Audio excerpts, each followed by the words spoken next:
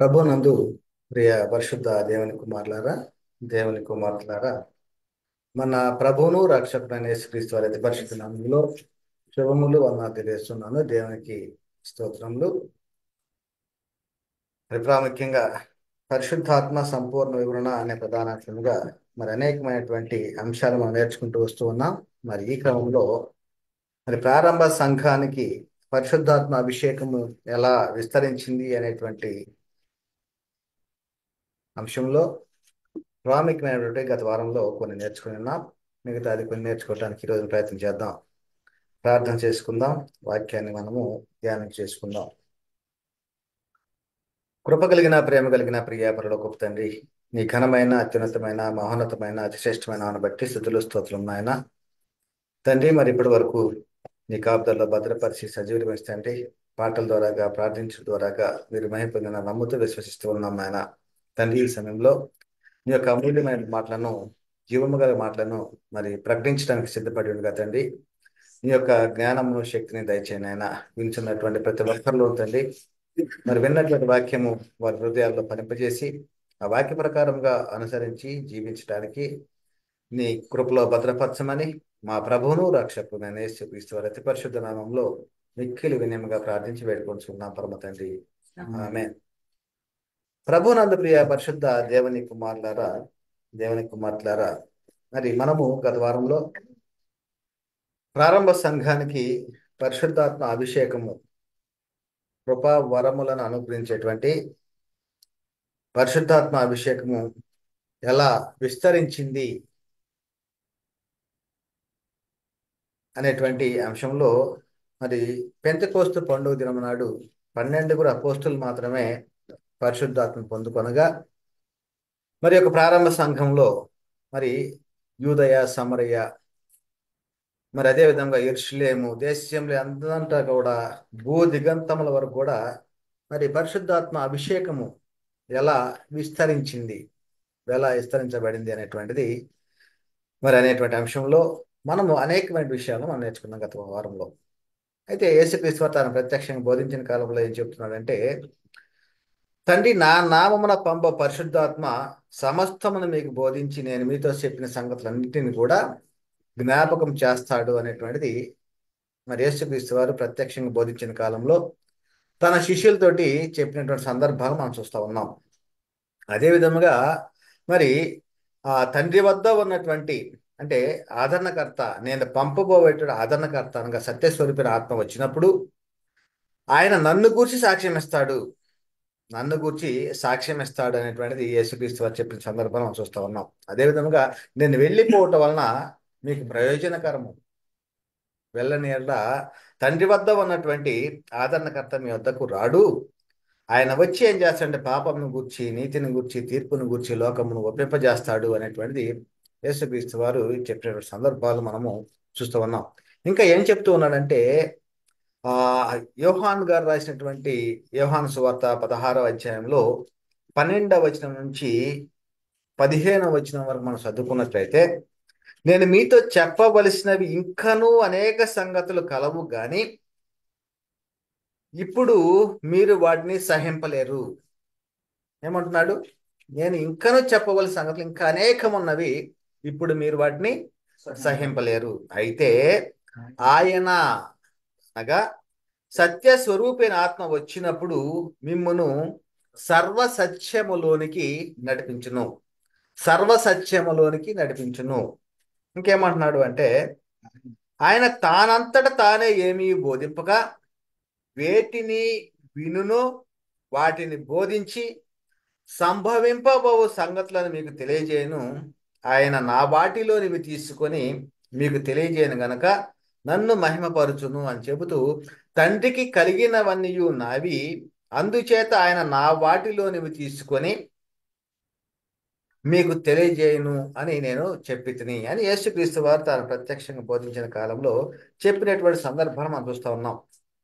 అదే విధముగా తండ్రి వాగ్దానం చేసిన పునరుత్థానం అయిన తర్వాత చెప్తున్నాడు కదా, తండ్రి వాగ్దానం చేసి మీ మీద పంపుతున్నాను, పైనుండి శక్తి పొందుకునే వారు కూడా ఈ పట్టణంలో వేసి ఉండండి అనేటువంటిది యేసుక్రీస్తు వారు చెప్పారు. పునరుత్థానం అయిన తర్వాత కూడా అనేకమైన విషయాలు తెలియజేశారు. శరీరధారిగా ఉన్న దినాల్లో శిలువకు అప్పగింప ముందు ఉన్న దినాల్లో అనేకమైన విషయాలు తెలియజేశారు పరిశుద్ధాత్మ గురించి. అదేవిధంగా పునరుత్థానం అయిన తర్వాత కూడా మరి అనేకమైన విషయాలను తెలియజేశాడు. ఎరుసలేము నుండి వెళ్ళక నా వలన విన్న తండ్రి యొక్క వాగ్దానం కొరకు కనిపెట్టండి అంటూ యోహాను నీళ్లతో బాప్తిసం ఇచ్చాను, కొద్ది దినాల్లో మీరు పరిశుద్ధాత్మల బాప్తిసం పొందుతారు అనేటువంటిది యేసుక్రీస్తు వారు చెప్పిన సందర్భాలు పునరుద్ధరణ అయిన తర్వాత మరి చెప్పినట్లుగా మనం చూస్తా ఉన్నాం పిల్లలు. అయితే అపోస్తులు ఏ విధంగా పొందుకున్నారంటే పెంతెకోస్తు పండుగ దినం నాడు మరి తండ్రి వద్ద ఉన్న వాగ్దానం చేయబడిన పరిశుద్ధాత్మను పొందుకున్నారు. ఆ పొందుకున్నటువంటి వాగ్దానం బట్టి వారు అన్య భాషలతో మాట్లాడటము, మరి అక్కడ ఉన్నటువంటి జనులు సుమారుగా 3,000 మంది మారు మనసు పాపక్షమాపణ బాప్తిసం పొందుకోవటం, అబ్రహాంకి ఇవ్వబడిన వాగ్దానానికి వారసులు అవటం, ప్రపంచ పునఃస్థాపనలో పాలువారు అవటం అనేటువంటిది మనం చూస్తూ ఉన్నాం. అయితే 12 మాత్రమే పరలోకం నుండి పంపబడిన పరిశుద్ధాత్మ అభిషేకాన్ని పొందుకున్నారు. అయితే మరి ఏం చెప్తున్నాడు యేసుక్రీస్తు వారు పునరుత్థానం తర్వాత? యూదయ, అది యెరూషలేము, యూదయ, సమరయ దేశంలో అందంతటా కూడా బోధికంతల వరకు కూడా మీరు నాకు సాక్షులే ఉండాలని చెప్తున్నాడు. అంటే ఈ యొక్క భూదిగంతముల వరకు కూడా మరి పరిశుద్ధాత్మ అభిషేకం ఎలా విస్తరించింది అనేటువంటి క్రమంలో అపోస్తులు హస్త నిక్షేపణం చేయటం ద్వారాగా మరి పరిశుద్ధాత్మ అభిషేకము విస్తరించినట్లే మనం చూస్తా ఉన్నాం. అపోస్తులు మరి హస్త నిక్షేపం చేయడం ద్వారాగా మనము ఫిలిప్పు విషయం చూసినట్టయితే మరి ఫిలిప్పు మరి 7 మీద హస్త నిక్షేపం చేశారు. ఆ 7 కూడా ఆశ్చర్య కార్యాలు, అద్భుత కార్యాలు చేస్తున్నారు. మరి అయితే ఫిలిప్పు ద్వారాగా మరి బాప్తిస్వం పొందినటువంటి వారు సమరయలో ఉన్నటువంటి వారు వాక్యాన్ని అంగీకరించి బాప్తిస్వం పొందారని తెలుసుకొని మరి యెరూషలేములో ఉన్నటువంటి పెద్దలైనటువంటి యోహాను, పేతురు వచ్చి మరి వారికి హస్త నిక్షేపం చేయడం జరిగింది. మరి ఏ విధంగా అంటే అపోస్తులు మాత్రమే హస్త నిక్షేపణ అనగా చేతుల నుంచి ప్రార్థన చేసేటువంటి అధికారం వారు మాత్రం కలిగి ఉన్నారు. కానీ వారు చేసినటువంటి వారు అనగా ఫిలిప్పు అలాంటి వారు చేసేటువంటి అధికారం లేదు అనేటువంటిది మనము స్పష్టంగానే తెలుసుకున్నాం. కనుకనే పిల్లరా మరి ఈ విధంగా ప్రారంభ సంఘంలో హస్త నిక్షేపణము చేతులు ఉంచడం ద్వారాగా మరి విస్తరణ జరిగింది అనేటువంటి విషయాన్ని మనము స్పష్టంగానే తెలుసుకున్నాం. అయితే హస్త నిక్షేపణం చేయకుండానే మరి పరిశుద్ధాత్మ పొందుకున్న సందర్భాలు కూడా ఉన్నది అనేటువంటిది పరిశుద్ధ గ్రంథంలో రాయబడి ఉంది. హస్త నిక్షేపణం చేయటం ద్వారాగా పరిశుద్ధాత్మ అభిషేకం విస్తరించినది అని లేఖనాలు చెప్తా ఉంటే, మరి ఒక సందర్భంలో అయితే హస్త నిక్షేపణం చేయకుండానే మరి పరిశుద్ధాత్మను పొందుకున్నట్లుగా లేఖనాలు చెప్పబడతా ఉన్నాయి. అది ఏ కాలంలో జరిగింది, ఎవరి వద్ద మరి ఇలాంటి అద్భుతం జరిగింది అనేటువంటిది మనము పరిశీలన చేసినట్లయితే అన్యజనులకు సువార్త ప్రకటించని కాలంలో ఎవరికి మరి యేసుక్రీస్తు వారు ఏం చెప్పాడంటే సర్వలోకానికి వెళ్ళండి, సర్వసృష్టికి సువార్తను ప్రకటించండి అని చెప్పాడు. అయితే వీరేం చేస్తున్నారు? యెరూషలేములోనే ఉంటూ ఆ యూదులకి ఆ యొక్క తన జనులైనటువంటి ఇశ్రాయేల్కి మాత్రమే సువార్తను ప్రకటించేటువంటి పరిస్థితుల్లో ఉండగా మరి అన్యజనులకు సువార్త ప్రకటించని కాలంలో హస్త నిక్షేపం చేయకుండానే పరిశుద్ధాత్మ పొందుకున్నారు. అది ఎవరింటి వద్ద అంటే అన్యజనుడైనటువంటి శతాధిపతి అయిన నీతిమంతుడైన కొర్నేలి ఇంటి వద్ద ఈ అద్భుతం జరిగినట్లుగా మనము చూస్తూ ఉన్నాం. చాలా అద్భుతమైనటువంటి అంశం ఇది ఈ రోజున మనం నేర్చుకునేటువంటిది. ఎందుకంటే ప్రారంభంలో యేసుక్రీస్తు వారు చెప్పాడు కదా, మీరు వెళ్ళొద్దు, యెరూషలేము నుండి వెళ్ళొద్దు, పైనుండి శక్తి పొందుకునే వరకు కూడా ఈ పట్టణంలోనే వేచి ఉండండి అన్నప్పుడు వారు పరలోకం నుండి పంపడిన పరిశుద్ధాత్మ శక్తిని పొందుకున్నారు. పరిశుద్ధాత్మ అభిషేకాన్ని వారు పొందుకున్నారు. ఏ రోజునంటే పెంతెకోస్తు పండుగ దినం నాడు. మరి అదే విధముగా మరి పేతురు గారు బోధించుట ద్వారాగా, ఎవరు? అపోస్తలుడైన పేతురు గారు బోధించుడు ద్వారాగా పరలోకం నుండి పంపబడిన పరిశుద్ధాత్మను పొందుకున్నారు. పెంతెకోస్తు పండుగ దినం 12 అపోస్తలులు ఏ విధంగా పొందుకున్నారో ఆ విధంగానే అన్యజనుల కొన్నేళ్ళ ఇంటి వద్ద కూడా పరిశుద్ధాత్మను పొందుకున్నట్లుగా మనం చూస్తా ఉన్నాం. ఒకసారి అది ఎలా జరిగింది అంటే, ఎవరు ఈయన అంటే అన్యజనుడు. మరి ఈ అన్యజనులను మరి యూదులు మరి తాకేటువంటి అవకాశం ఉందా, వారితో సహవాసం చేసేటువంటి అవకాశం ఉందంటే లేనటువంటి పరిస్థితి. కనుకనే మరి పేతురు వారి వద్దకు వెళ్ళటానికి గల ప్రధాన కారణం ఏమిటంటే ఒక దూత మరి దర్శనం ద్వారాగా మాట్లాడిన సందర్భము. అది కొర్నేలియు వద్ద మాట్లాడిన సందర్భంగా మనం చూస్తా ఉన్నాం. అంటే దూత ఎవరెవరి వద్ద మాట్లాడి ఉన్నాడు అంటే, మొదటగా కొర్నేలితోటి మాట్లాడాడు, ఆ తర్వాత పేతురుతోటి కూడా మాట్లాడాడు. అంటే వీరిద్దరి మధ్య మరి ఎవరు సంధానకర్త మధ్యవర్తిగా ఉన్నాడంటే దూత ఉన్నాడు. ఆ దూత ఆ యొక్క సందర్భాన్ని బట్టి పేతురు గారి దర్శనాన్ని కలగటం, మరి ఈ విధముగా అన్యజన కొన్నేళ్ళ ఇంటి వద్దకు వెళ్ళటము, పేతురు బోధించటము, ఆ బోధించడం ద్వారా పరలోకం పంపడం పరిశుద్ధాన్ని పొందుకోవటం కూడా జరిగినట్లు మనం చూస్తా ఉన్నాం. అదే విషయాన్ని ఒకసారి చదువుకుందాం. అపోస్తుల కార్యం 10వ అధ్యాయము 1-6 వచనాల్లో ఆ దూత చెప్తున్నాడు కొర్నేలితోటి, ఎప్పేకు మనుషులను పంపి పేతులను మార్పిలుగా సీమోనును పిలిపించుము అనేటువంటి విషయం చెప్తున్నాడు. ఆ సందర్భం ఒకసారి చూద్దాం. ఇటలీ పటాలం అనబడిన పటాలంలో శతాధిపతి అని కొర్నేలి అనే ఒక భక్తిపరుడు ఒకడు కైసరియాలో ఉండెను. ఎక్కడున్నాడు? కైసరియాలో ఉండెను. అతడు తన ఇంటి వారందరితో కూడా దేవుని యందు భయభక్తులు గలవాడై ఉండి ఎలా ఉన్నాడట అంటే, కొర్నేలి విషయం చెప్తున్నాడు. ఆయన ఏ స్థితిలో ఉన్నాడు, ఎలా ఉన్నాడంటే, ఆ ఇంటి వారందరితో కూడాట ఎలా ఉన్నాడు? దేవుని యందు భయభక్తులు గలవాడై ఉండి, ఒకటి. రెండవది, ప్రజలకు బహుధర్మము చేయుచు ఎల్లప్పుడూ దేవునికి ప్రార్థన చేయవాడు. మూడు ముఖ్యమైనటువంటి ప్రధానమైనటువంటి ఒక విశ్వాసికి ఉండవలసిన లక్షణాలు ఇక్కడ చూస్తూ ఉన్నాం. భయభక్తులు కలిగిన వాడై ఉన్నాడు, ఇంటి వారందరితో కూడా ఉంటున్నాడు, అదేవిధంగా బహుధర్మం చేస్తూ ఉన్నాడు, దేవునికి ప్రార్థన చేయవాడుగా ఉన్నాడు. మరి ఈ విధంగా ఉంటూ పగలు ఇంచుమించు 3 గంటల వేళ దేవుని దూత అతని వద్దకు వచ్చి కొర్నేలి అని పిలుచుట దర్శనమందు తేటగా అతని కనబడెను. దర్శనమందు ఎలాగా కొర్నేలి కనపడ్డాడు? దూత దర్శనమందు. అప్పుడు అతడు దూత వైపు తేరి చూసి భయపడి, ప్రభువా ఏమని అడిగాను. అందుకు దూత, నీ ప్రార్థనలను నీ ధర్మకార్యములను దేవుని సన్నిధికి జ్ఞాపకార్థముగా చేరినవి. ఎలాగా? నీ ప్రార్థనలు నీ ధర్మకార్యాలు దేవుని సన్నిధికి జ్ఞాపకార్థంగా చేరినవి. ఇప్పుడున్న పరిస్థితుల్లో నీవు ఎప్పేకు మనుషులను పంపి, ఎక్కడ పంపాలంటున్నాడు? ఎప్పేకు మనుషులను పంపి పేతురు అను మారు పేరు గల సీమోనును పిలిపించుము. ఎవరిని పిలిపించాలంటున్నాడు? పేతురు అనే మారు పేరు గల సీమోనును పిలిపించము. అతడు సముద్రపు ధరినున్న సీమోను అను ఒక చర్మకారుని ఎంట దిగి ఉన్నాడని అతనితో చెప్పాను.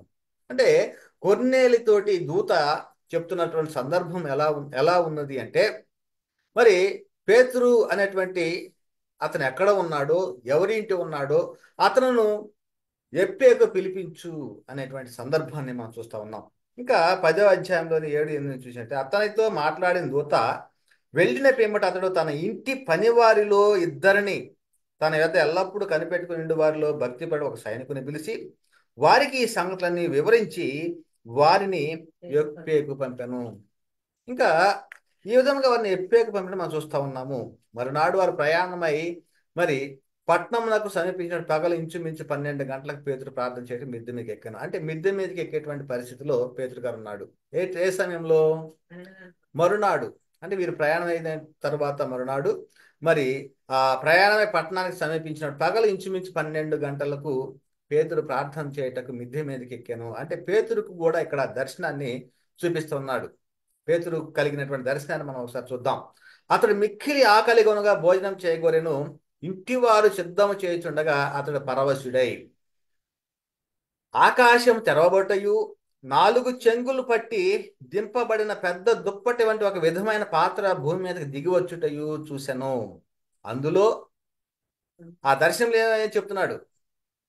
ఆ భూమి అందుండు సకల విధములైన చతుష్పాద జంతువులను, ప్రాకు పురుగులను, ఆకాశ పక్షులను ఉండెను.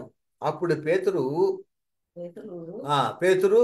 ఇక్కడ సందర్భం అంటే పేతురు దూత చెప్తున్న దర్శనంలో, పేతురు నీవు లేచి చంపుకొని తినమని ఒక శబ్దం అతనికి వినబడింది. అయితే పేతురు, వద్దు ప్రవ్వా, నిషిద్ధమైనది అపవిత్రమైనది ఏదైనాను నేను ఎన్నడను తినలేదని చెప్పగా, దేవుడు పవిత్రము చేసిన వాటిని నీవు నిషిద్ధమైన వాటినిగా ఎంచవద్దని మరలా 2వ మారు ఆ శబ్దం అతనికి వినబడింది. అంటే దేవుడు ఏం చేశాడు? పవిత్రం చేసిన వాటిని నీవు నిషిద్ధమైన వాటినిగా ఎంచవద్దని మరలా రెండవ మారు ఆ శబ్దం అతనికి వినపడిన ఇలాగూ ముమ్మారు జరిగిన వెంటనే ఆ పాత్ర ఆకాశంలోకి ఎత్తబడింది. ఇది దర్శనం, పేతురు గారు కలిగిన దర్శనం.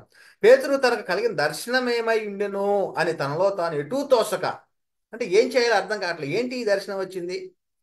మరి నేనైతే నిషిద్ధమని చెప్తున్నాను, దేవుడైతే నేను పవిత్రం చేసిన వాడిని నిషిద్ధమైన ఎందుకు చెబుతున్నావు అంటున్నాడు. దీనికి కారణం ఏమిటి అనేటువంటిది ఎటు తోసక ఆ కొర్నేలు పంపిన మనుషులు సీమోనులు ఏదని విచారం తెలుసుకుని వాకిట నిలిచి ఇంటి వారిని పిలిచి, పేతురు అని మారు పేరు గల సీమోను ఇక్కడ దిగి ఉన్నాడా అని అడిగారు. చూడండి, అంటే వారు ఆల్రెడీ వచ్చేసారు. ఎవరు? కొర్నేలు ఎవరినైతే ఒక ఇద్దరు మనుషులను ఒక సైనికుడు పంపారో వారు వచ్చి ఉన్నారు. వచ్చిన సందర్భంలో పేతురు గారికి దర్శనం కలిగింది. ఈ దర్శనం ద్వారాగా మరి ఎటు తోసక ఆ స్థితిలో ఉన్నప్పుడు వారు వచ్చారు, అడిగారు, దిగి ఉన్నాడని చెప్పేసి అడిగినట్లే చూస్తూ ఉన్నాం. అంటే మరి పేతురు ఆ విధముగా ఎందుకు దర్శనం కలిగింది అనేటువంటి మనం పరిశీలన చేసినట్టే ఆ దర్శనం యొక్క భావం ఏమిటో ఇప్పుడు మనకి అర్థమవుతా ఉంది. అదే అధ్యాయము 10వ అధ్యాయము, అపోస్తుల కార్యం 10వ అధ్యాయం 28వ వచనంలో మరి అప్పుడు అతడు అన్య జాతి వారితో సహవాసము చేయుటైనను, అంటే సహవాసము అన్య జాతి వారితో సహవాసం చేయటైనను అట్టి వారిని ముట్టుకొనుటైనను యూదునికి ధర్మము కాదని మీకు తెలియను. అంటే యూదులకి ఒక ధర్మం ఉంది. ధర్మశాస్త్రం ప్రకారంగా ఏమున్నది అంటే ఒక ఆ అన్య జాతి వారితో సహవాసం చేయకూడదు, అట్టి వారిని ముట్టుకొని ఆల్రెడీ ధర్మశాస్త్రం కొట్టివేయబడింది. ఆ కొట్టివేయబడిన కాలంలో వీళ్ళు ఇంకా అన్య జాతుల వారికి అన్యజనులకు సువార్త ప్రకటింపని కాలంలో అటు కొర్నేలికి ఇటు పేతురికి దర్శనం ద్వారాగా మరి జరిగిన సందర్భం చూస్తా ఉన్నాం. ఎందుకంటే పేతురుకి ఆ యొక్క దర్శనం కలిగింది అంటే అన్య జాతి వానితోటి సహవాసం చేయకూడదు, ముట్టుకొనకూడదు, ఇది యూదునికి ధర్మం అని చెప్పేసి తెలుసు. కాబట్టి మరి ఏ మనుషుడు నిషేధింపదగిన వాడు కాడని ఏం చెప్తున్నాడు?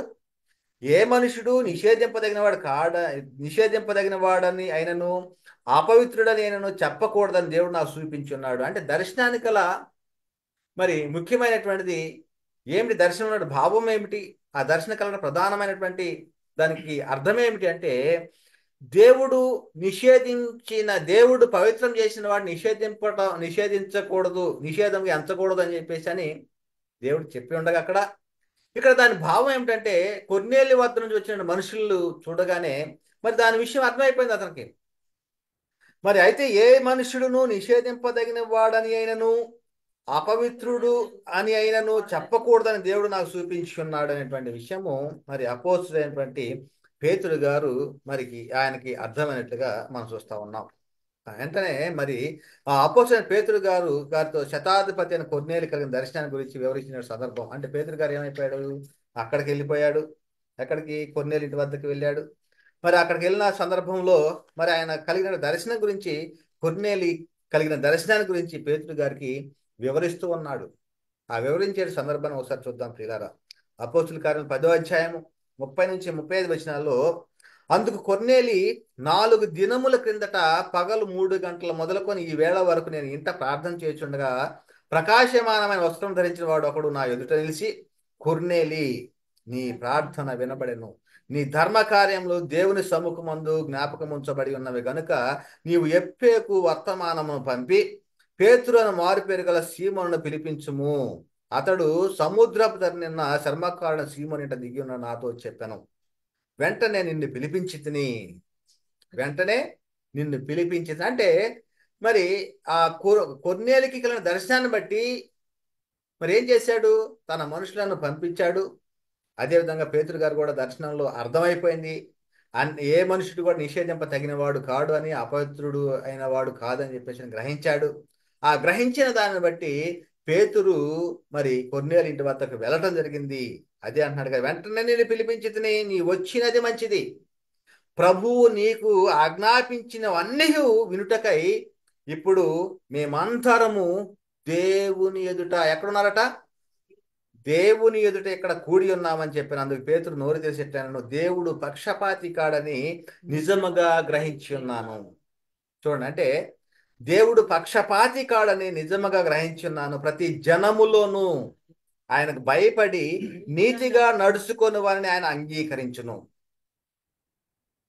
ఇది అపోస్తలుడైన పేతురు గారు చెప్పిన సందర్భం ఇక్కడ. అయితే మరి ఆ పేతురు గారు ప్రసంగించాడు, అక్కడ వారికి బోధించాడు. ఆ బోధించేటువంటి క్రమంలో ఏం జరిగింది అంటే పరిశుద్ధాత్మ కుమ్మరింపడం జరిగింది. ఎలాగంటే అంతకుముందు పెంతెకోస్తు పండుగ దినం నాడు అపోస్తులు ఏ విధంగా పరిశుద్ధాత్మను పొందుకున్నారో అదే రీతిగా అదే క్రమంలో మరి పేతురు గారు బోధించుట ద్వారాగా పరలోకం నుండి పంపబడిన పరిశుద్ధాత్మ అభిషేకము మరి వారి మధ్య జరిగినట్లుగా చూస్తా ఉన్నాం. అదే విషయం చెప్తున్నాడు కదా. ఇక్కడ చూద్దాం. అపోస్తుల కార్యం 10వ అధ్యాయము 43 నుంచి 48 వచనాల్లో, ఆయన యందు విశ్వాసం ఉంచువాడు ఎవడో వాడు ఆయన నామము మూలముగా పాప క్షమాపణ పొందునని ప్రవక్తలందరూ ఆయనను గూర్చి సాక్ష్యం ఇచ్చుచున్నారని. ప్రవక్తలందరూ కూడా సాక్ష్యం ఇచ్చారట. ఏమని? ఆయన నామము మూలముగా ఆయన యందు విశ్వాసం ఉంచువాడు ఎవడో వాడు పాప క్షమాపణ పొందుకుంటాడు అని. పేతురు ఈ మాటలు ఇంకా చెప్పుచుండగా అతని బోధ విన్న వారందరి మీదకి పరిశుద్ధాత్మ దిగను.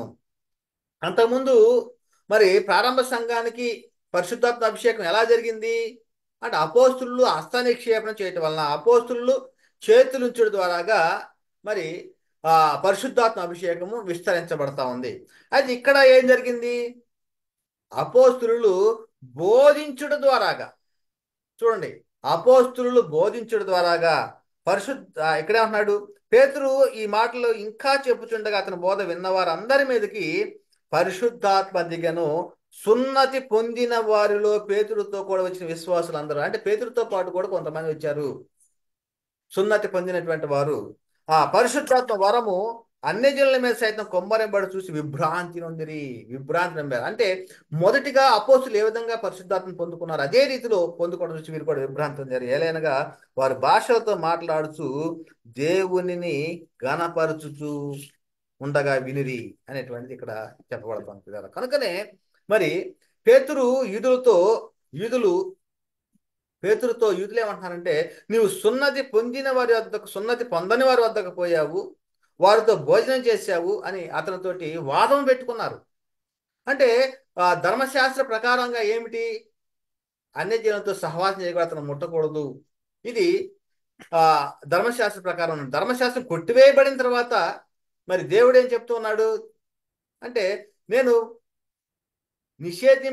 పవిత్రం చేసినట్టు నిషేధింపదగినవి ఎలా అంటున్నావు అనేది ఒక దర్శనం ద్వారా సమస్తాన్ని చూపిస్తే, మరి పేతురు గారు అన్యజనుల వద్దకు వెళ్ళాడు అని అక్కడ ఉన్నటువంటి యూదులు పేతురుతోటి వాదము దిగినట్లుగా మనం చూస్తా ఉన్నాం.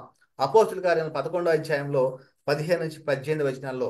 అంటే వాస్తవానికి మరి పరిశుద్ధాత్మ అభిషేకము అన్యజనులకి మీదకి కుమ్మరించబడటము ఇది ఏమిటంటే అన్యజనుల యొక్క ప్రవేశము సంపూర్ణమవటం, అంటే అన్యజనులకి రక్షణ మార్గము చేరువవటము, ఆ రక్షణ మార్గము ఓపెన్ అవటం అనేటువంటిది మనకు అర్థమవుతుంది. అంటే అన్యజనుల యొక్క ప్రవేశము క్రీస్తు సంఘంలోకి చేర్చబడటం అనేటువంటిది కూడా మనం ఇక్కడ ప్రధానంగా చూస్తూ ఉన్నాం. ఏ విధంగా అంటే హస్తనిక్షేపం చేయకుండానే, వారిని ముట్టకుండానే,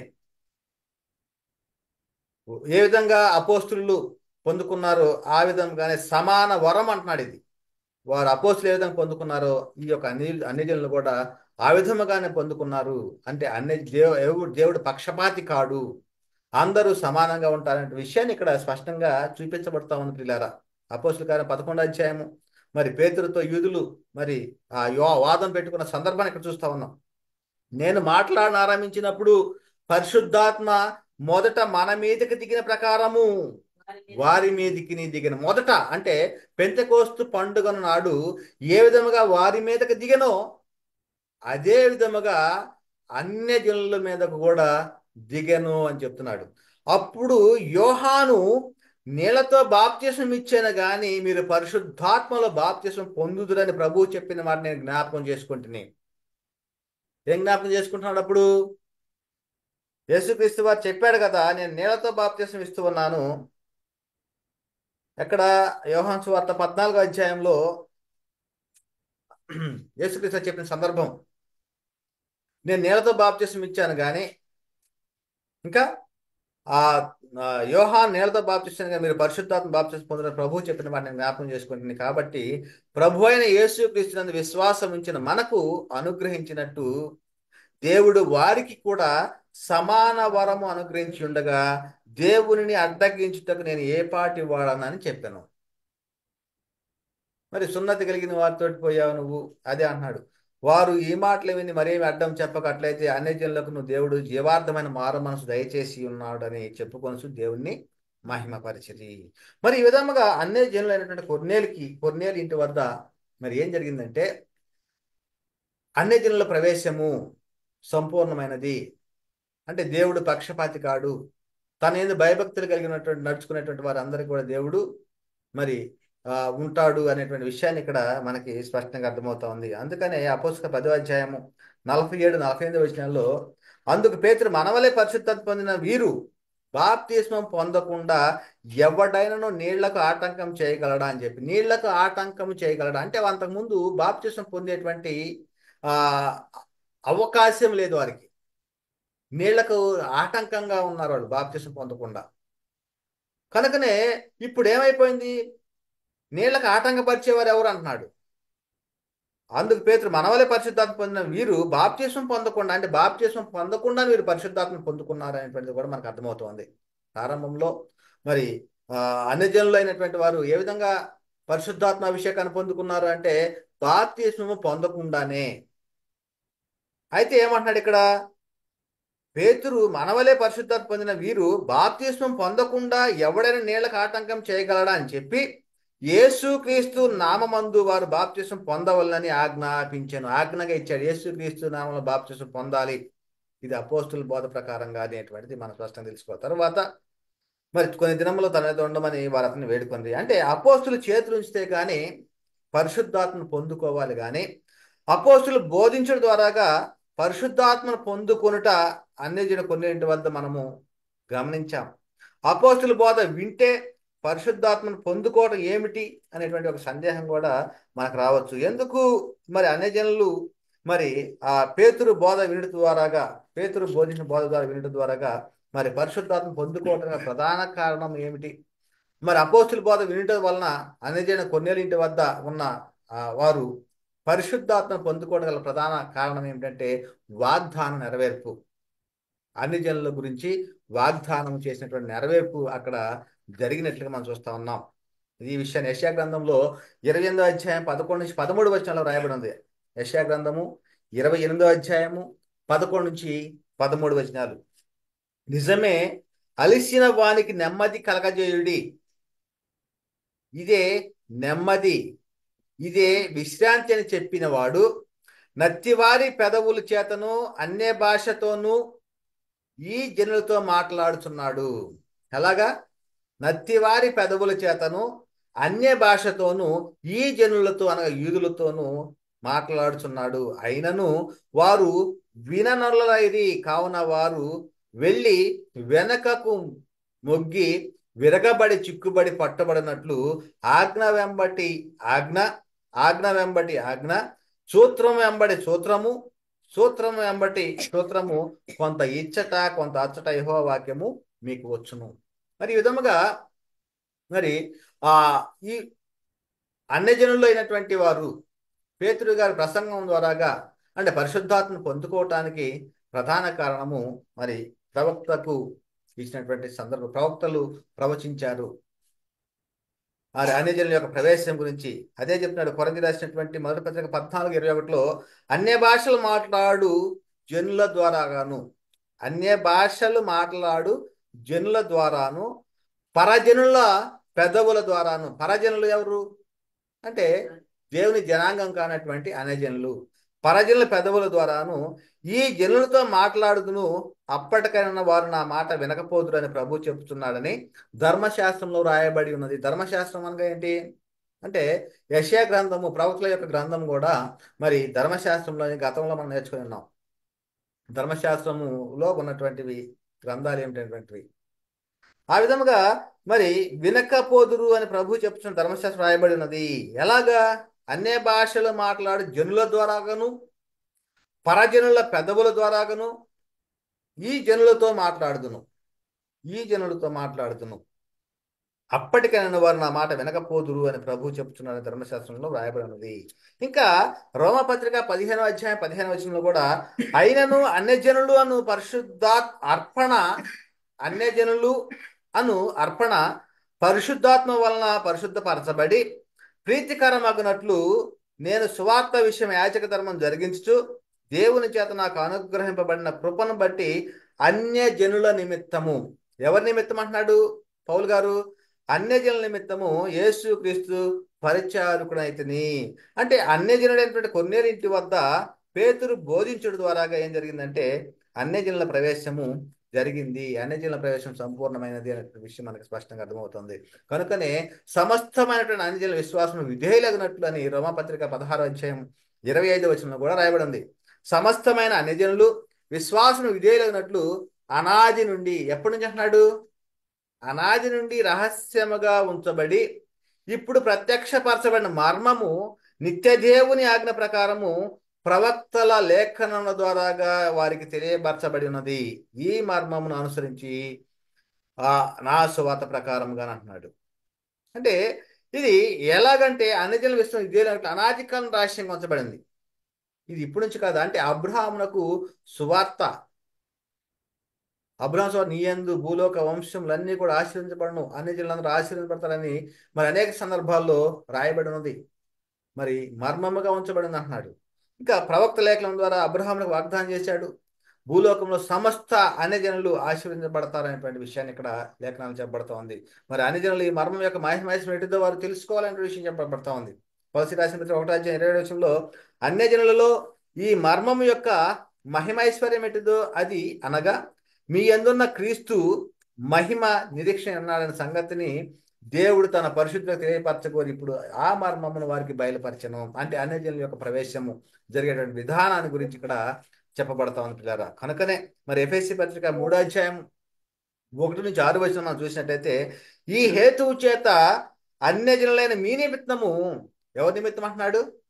అన్యజనులైన మీ నిమిత్తము క్రీస్తు యేసు యొక్క ఖైదీనైన పౌలను నేను ప్రార్థించున్నాను. మీ కొరకు నాకు అనుగ్రహింపబడిన దేవుని కృప విషయమై నేను ఏర్పాటును గూర్చి మీరు విని ఉన్నారు. ఎట్లనగా క్రీస్తు మర్మము దేవ దర్శనం వలన నాకు తెలియపరచబడినదన్న సంగతిని గురించి మునుపు సంక్షేపముగా వ్రాసితిని. ఎలా రాశాడు అంటున్నాడు? దేవదర్శనము అంటే క్రీస్తు మర్మము దేవదర్శనం వలన నాకు తెలియపరచబడిన సంగతి గురించి మునుపు సంక్షేపముగా వ్రాసితిని, మీరు దానిని చదివిన ఎడల అంటున్నాడు. చదివిన ఎడల దానిని బట్టి క్రీస్తు మర్మము గూర్చి నాకు కలిగిన జ్ఞానం గ్రహించుకోగలరు. చదివిన ఎడల అంటున్నాడు. గ్రహించవలసిన విషయం చాలా ప్రాముఖ్యమైనటువంటివి ఇక్కడ. చదవాలి అంటే అపోస్తులు ఏదైతే ప్రకటించారో, ఏదైతే పరిశుద్ధ గ్రంథంలో మరి పత్రికలుగా ఉన్నాయో మరి వాటిని అన్నింటిని గురించి రాయబడుతుంది. మీరు దాన్ని చదివిన ఎడల దానిని బట్టి ఆ క్రీస్తు మరణం గురించి నాకు కలిగిన జ్ఞానము గ్రహించుకుంటారు అనే విషయాన్ని పౌలు గారు చెప్తున్నాడు. ఈ మర్మం ఇప్పుడు ఆత్మ మూలముగా దేవుని పరిశుద్ధులకు, ఆత్మ మూలముగా అంటున్నాడు, దేవుని పరిశుద్ధులకు అపోస్తులకును ప్రవక్తలకును బయలుపరచబడి ఉన్నట్లుగా పూర్వకాలమందున్న మనుషులకును తెలియపరచబడలేదు.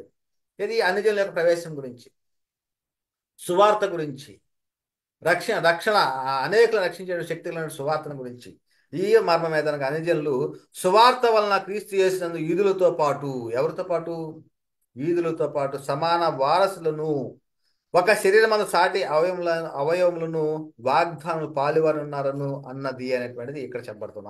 ఈ మర్మం ఏదనగా అన్యజనులు సువార్త వలన క్రీస్తు యేసునందు యూదులతో పాటు సమాన వారసులను, ఒక్క శరీరమందలి సాటి అవయవములను వాగ్దానములో పాలివారని ఉన్నారు అన్నది అంటున్నాడు. అంటే యూదుడు కానీ ఇశ్రాయేలుడు కానీ ప్రతి ఒక్కరు కూడా మరి ఏమైపోయారంటే క్రీస్తు యొక్క శరీరం అంటే సంఘంలో మరి చేర్చబడ్డారు, సాటి అవయములుగా మార్చబడ్డారు అనే విషయాన్ని ఇక్కడ చెప్పబడుతున్నారు. కనుకనే ప్రారంభ సంఘానికి పరిశుద్ధాత్మ అభిషేకం ఎలా విస్తరించబడిందంటే, లేకపోతే కృపావరం అనుగ్రహించే పరిశుద్ధాత్మ ఎలా పొందుకున్నారంటే అపోస్తులు చేతులుంచడం ద్వారాగా అని తెలుసుకున్నాము. మరి అదేవిధంగా రెండవదిగా అపోస్తులు బోధించటం వలన అనేటువంటి తెలుసుకున్నాం. అయితే ఒక ప్రత్యేకమైన సందర్భంలో అపోస్తులు లేకుండా అపోస్తులు బోధించకుండా, అపోస్తులు హస్తనిక్షేపణ చేయకుండానే, అపోస్తులు బోధించకుండానే మరి చేతులుంచుట ద్వారా, ప్రార్థన చేయటం ద్వారాగా కృపా వరములను అనుగ్రహించేటువంటి పరిశుద్ధాత్మను పొందుకొని మరి స్వస్థత పొందిన సందర్భాలను మనం పరిశుద్ధ గ్రంథంలో చదువుతున్నాం. ఆ సందర్భాన్ని ఒకసారి పరిశీలిస్తాం. ఎవరు మరి ఎవరికి ప్రార్థన చేయటం ద్వారాగా చేతులుంచడం ద్వారా పరిశుద్ధాత్మను పొందుకొని దృష్టిని పొందుకున్నారు? అపోస్తులు చేతులుంచలా, మరి అపోస్తులు బోధించలా, అపోస్తులు హస్తనిక్షేపం చేయకుండానే మరి పరిశుద్ధాత్మను పొందుకున్నాడు. అదే విధముగా దృష్టిని పొందుకున్నట్లుగా చూస్తూ ఉన్నాం. ఆయన ఎవరు అంటే పౌలు గారు. మరి పౌలు గారి వద్దకు వచ్చింది ఎవరు? అననీయ. మరి అననీయ ఎవరు అనేటువంటి విషయాన్ని మనము ప్రాముఖ్యంగా తెలుసుకోవాలి ప్రియులారా. మరి అననీయ సౌలు అనబడిన పౌలుకు చేతులుంచి ప్రార్థన చేయటం ద్వారా పరిశుద్ధాత్మను పొందుకున్నాడు. అదే విధముగా దృష్టిని కూడా పొందుకున్నాడు. మరి అననీయ ధర్మశాస్త్రం చొప్పున భక్తిపరుడు, అక్కడ కాపురమున్న యూదులందరి చేత మంచి పేరు పొందినటువంటి వాడు అనేటువంటిది పరిశుద్ధ గ్రంథంలో రాయబడి ఉంది. ఎందుకు ఈ ప్రాముఖ్యమైనటువంటి యొక్క అంశం ఎందుకు చెప్తున్నాం అంటే, మనల్ని చాలా మంది కూడా ప్రశ్నించే సందర్భాలు ఉంటాయి. హస్తనిక్షేపం చేయకుండానే, అదేవిధంగా బోధించడం వలన మీరు చెప్తున్నారు కదా, హస్తనిక్షేపం ద్వారా కృపావరణాన్ని పరిశుద్ధాన్ని పొందుకుంటారని. అదేవిధంగా బోధించడం ద్వారాగా పరిశుద్ధాత్మ పొందుకున్నారు అని. ఈ రెండు సందర్భాలు కాకుండానే అపోస్తులు హస్తనిక్షేపణ చేయకుండానే,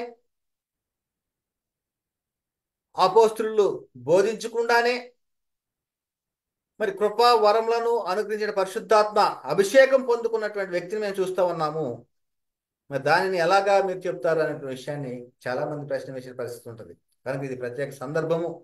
ఇది దీని గురించి మనము చాలా ప్రాముఖ్య విషయాలు మనం నేర్చుకున్న పిల్లల ఏమిటంటే, మరి అపోస్తలుల కార్యాలు 9వ అధ్యాయము 17-18 వచనాల్లో మరి అననీయ వెళ్ళి ఆ ఇంట ప్రవేశించి అతని మీద చేతులుంచి, సౌలా సహోదరుడా, నీ వచ్చిన మార్గంలో నీ కనబడిన ప్రభు అయిన యేసు నువ్వు దృష్టి పొంది పరిశుద్ధాత్మతో నింపబడినట్లు నన్ను పంపి ఉన్నాడని చెప్పాను.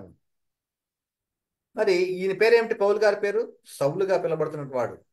అయితే సౌలు వద్దకు ఎవరు వచ్చారు? అన్నయ్య వచ్చాడు. అన్నయ్య వెళ్ళి ఆ ఇంట ప్రవేశించి అతని మీద చేతులుంచి ఏం చేశాడు?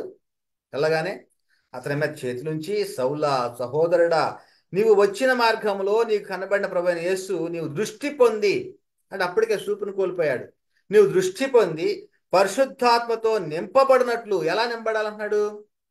పరిశుద్ధాత్మతో, అంటే కృపా వరంలో అనుకుని పరిశుద్ధాత్మను పొందుకున్నట్లుగా నన్ను పంపి ఉన్నాడని చెప్పాను.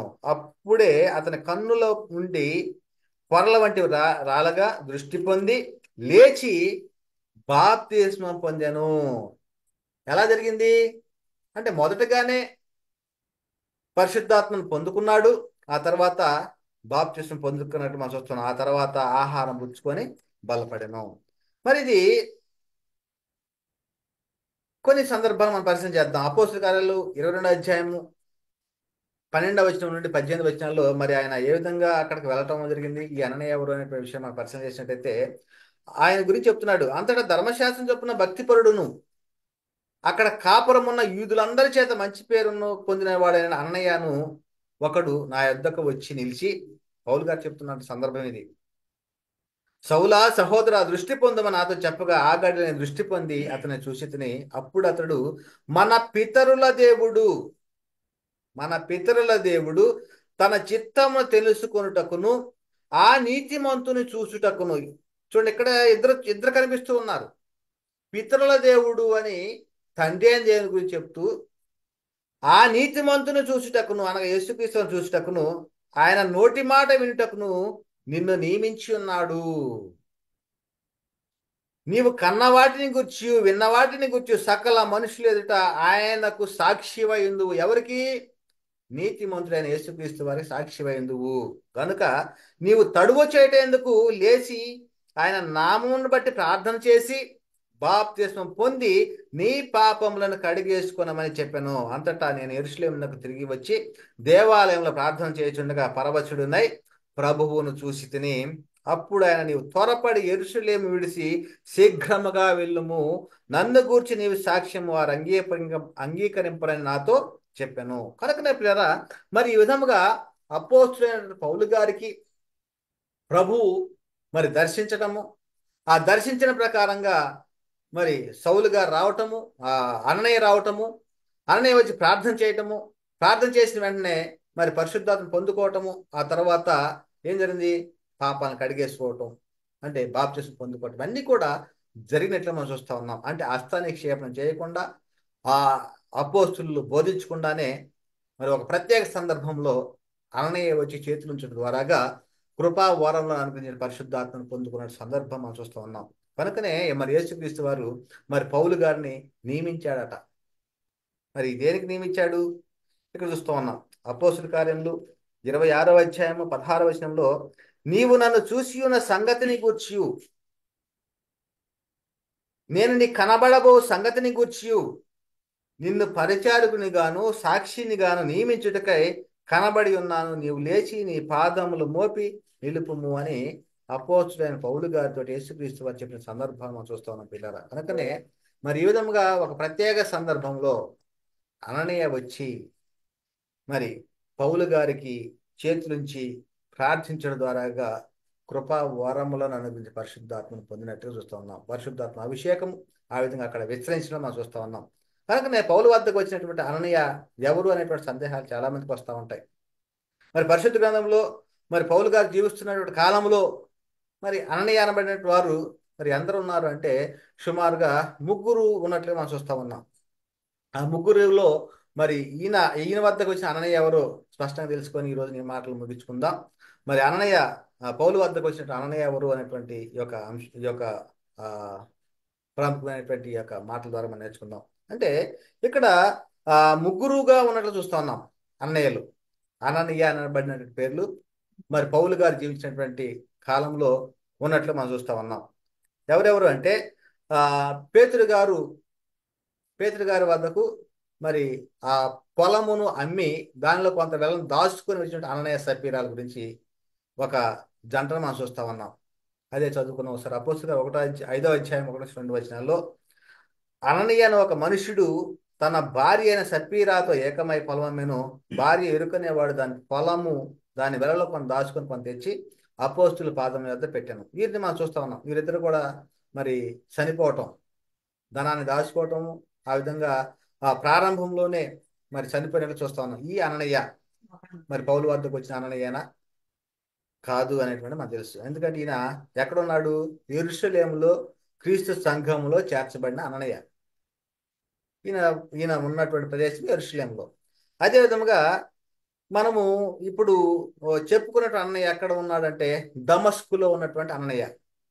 పౌలు వద్దకు వచ్చినటువంటి అననయ్య దమస్కులో ఉన్నటువంటి అననయ్య. అదే చెప్తున్నాడు అపోస్తలుల 9వ అధ్యాయం 10వ వచనంలో, దమస్కులో అననయ్య అని ఒక శిష్యుడు నేను ప్రభు దర్శనమందు అననయ్య అని అతన్ని పిలువగా. మరి యేసుక్రీస్తు వద్దకు వచ్చినటువంటి పౌలు వద్దకు వచ్చినటువంటి అననయ్య ఎవరంటే దమస్కులో ఉన్నటువంటి అననయ్య అనేటువంటి ఇక్కడ స్పష్టంగా అర్థమవుతా ఉంది. అపోస్తలుల కార్యములు 12వ అధ్యాయంలో 22వ అధ్యాయంలో 12-18 వరకు మనం చదువుకొని ఉన్నాం. నీవు కన్నవాడిని గురించి విన్నవాడిని గురించి సకల మనుషులు ఎదుట ఆయనకు సాక్షి ఎందుకు అని కనుక తడుగు చేట ఎందుకు నీవు లేచి ఆయన నామను ప్రార్థన చేసి బాప్తిసం పొంది నీ పాపలను కడిగేసుకోమని చెప్పినటువంటి అననయ్య మరి ఎవరు అంటే దమస్కులో ఉన్నటువంటి అననయ్య. ఇంకొక అననయ్య ఎవరంటే ప్రధాన యాజకుడైనటువంటి అననయ్య. ఈయన ఎక్కడ ఉంటాడు? కైసరేలో ఉన్నటువంటి అననయ్య. అంటే పరిశుద్ధ గ్రంథంలో ముగ్గురు అననయ్యలు ఉన్నారు. ఈ ముగ్గురులో మరి పౌలు వద్దకు వచ్చినటువంటి అననయ్య ఎవరంటే దమస్కులో ఉన్నటువంటి అననయ్య అనేటువంటి విషయాన్ని మనం స్పష్టంగా తెలుసుకోవాలి ప్రియులారా. కనుకనే మరి ప్రారంభ సంఘములో మొదటిగా పొందుకున్నటువంటి వారు అంటే పరలోకం పంపడి పరిశుద్ధాత్మ పొందుకున్నటువంటి వారు 12 అయితే మరి యెరూషలేములోను యూదయ సమరయ దేశంలో అంతటా దిగంతముల వరకు కూడా మరి పరిశుద్ధాత్మ అభిషేకము ఎలా విస్తరించింది అనేటువంటి ప్రధాన అంశంలో మనము నేర్చుకున్న విషయాలు ఏమిటి? అపోస్తులు హస్తనిక్షేపణ చేయటం ద్వారాగా పరిశుద్ధాత్మ అభిషేకం విస్తరణ జరిగింది. రెండవది, అపోస్తులు బోధించడం ద్వారాగా అన్యజనుల కొన్నేళ్ళ ఇంటి వద్ద మరి పరిశుద్ధాత్మ అభిషేకము పొందుకున్నారు. అదే విధముగా ఒక ప్రత్యేకమైన సందర్భంలో అననీయ వచ్చి పౌలు గారితోటి మరి హస్త నిక్షేపం చేయటం ద్వారాగా మరి విస్తరణ, అంటే పరిశుద్ధాత్మ అభిషేక విస్తరణ జరిగినట్లుగా మనం చూస్తూ ఉన్నాం. ఇది ఎంతకాలము జరుగుతూ ఉంటుంది అంటే అపోస్తుల హస్త నిక్షేపం లేదా చేతులుంచడం ద్వారాగా పరిశుద్ధాత్మను పొందుకుంటారు. అపోస్తులు మాత్రమే చేతులుంచడం ద్వారాగా పరిశుద్ధాత్మ పొందుకుంటారు. కృపా వరం నుంచి పరిశుద్ధాత్మను పొందుకుంటారు. అంటే ప్రారంభ సంఘము పరిశుద్ధ అభిషేక అపోస్తలు చేతులుంచడం ద్వారాగా హస్త నిక్షేపం చేయడం ద్వారాగా విస్తరించింది.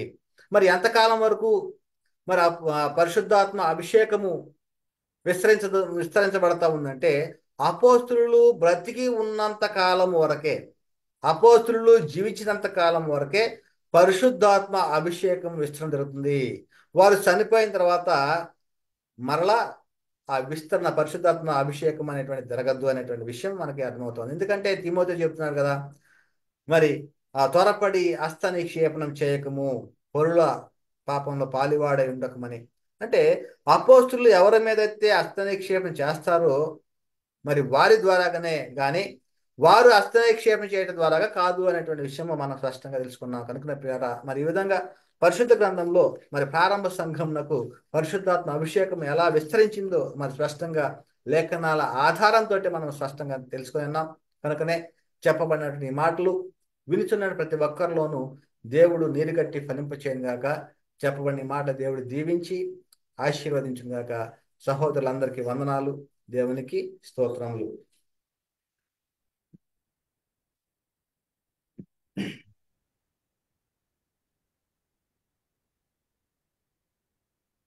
చక్కని వాక్యాన్ని